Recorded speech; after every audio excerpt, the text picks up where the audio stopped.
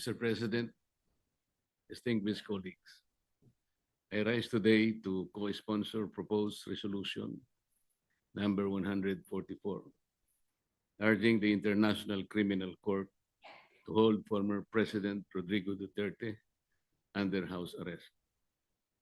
Nais ko pong linawin na tayo ay hindi humihingi ng kalayaan mula sa proseso. Hindi rin po ito pag-uusga sa merito o katotohanan ng mga kaso laban kay dating Pangulong Duterte.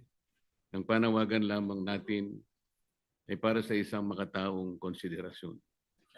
That he be allowed to be placed under house arrest given his age and frail medical condition.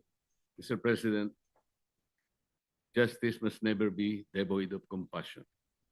Accountability may be demanded, trials may proceed, but at no point should our humanity be surrendered. If the ICC truly claims to uphold the dignity of every human person, then it must not deny this humanitarian plea. Thank you, Mr. President.